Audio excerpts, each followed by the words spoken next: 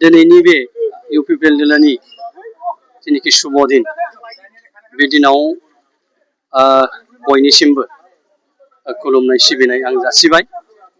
लोगोसे इउपिपिएल जिल्लाखौ जेनाखि महान उद्देश्य बेजों जे उद्देश्यजों बे व्यक्ति मानगोनां जोंनि आंगोनि दैदेनगिरि मानगोनां इउजि ब्रह्म सारनो आंनि खुलुमनाय आरो सिबिनाय आङो जासिनांगोन। खारन बे सारनि जेनिखि प्रतिष्ठाजों इउपिपिएल जिल्लायाव थानानै दिनै जेरैबायदि खामानि मावनो रायजोनि मोजां खामानि मावनो जेनिखि सुजुग बा बे बिटिआर ओनसोलाव जेब्लायबो रायजोफोरनि मोजां मोनसे खामानि मावनो इउपिपिएलनि दारै मोनसे सुजुग दिनै होबाय। बेनिखायनो आङो मानगोनां इउजि ब्रह्म सारनिसिमबो आंनि खुलुमनाय आं सिबिनायखौ आङो जासिबाय।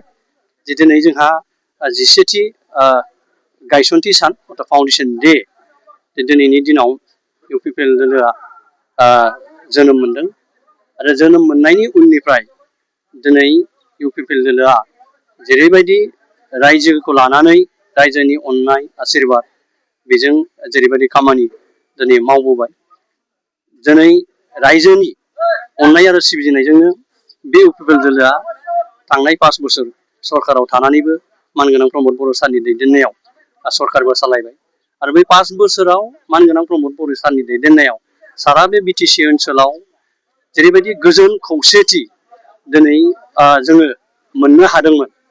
नाथाय खुब दुखुनांथाव बाथ्रा दिनैनि बे इउपिपिएलनि जेनिखि सुखुनि दिनाव बेखौनो फोरमायनांगोन। थांनाय कय मासनि सिगां बिपिएफनि सरकारा फैफिननायनि उनाव जि महान उद्देश्यजों मानगोनां इउजि सार प्रमद बर' सारमोनहा इउपिपिएलखौ गायसनदोंमोन, बिनि गेजेरजों जेरैबायदि रायजोफोरनो मोनसे गोजोन खौसेथि थासारि होदोंमोन, नाथाय दिनै फैयै फैयै मानगोनां हाग्रामा महिलारिनि दैदेननाय बिपिएफनि सरकारा फैनाय लोगो लोगो गोजोन गैयै मोनसे थासारिया बाव दिनै नुजाथिदों। बेनिखायनो दिनै इउपिपिएलनि जेनिखि सुखुनि रंजानायनि दिनब्लाबो दिनैनि दिनाव आङो बेखिनिखौनो बुंदेरबाय। आरो दिनै नैबे जोंहा गायसनथाइ सायाव जेरैबायदि गाजा गोमजा बेवहाय फैनानै बाहागो लाबाय, बेनि थाखाय आङो मान होनो गोनां साफ्रोमबो जोंनि बे ओनसोलनि रायजो राजा बिथांमोननो रोजा रोजा चिरां दुवार ब्लक इउपिपिएलनि जानानै आङो साबायखरखौ जासिबाय। ओरैनो जोंहा दिनै गोबांथार हाबाफारि बेबायदि गैयामोन, खारन अखाया जोंखौ जेरैबायदि हाबाफारि लादोंमोन सुजुग होआखिसै। फुंनिखिनियाव जोंनि दोलोनि फिरफिला बिर होबाय, मुंख्लंफोरनो जोङो मान बावबाय।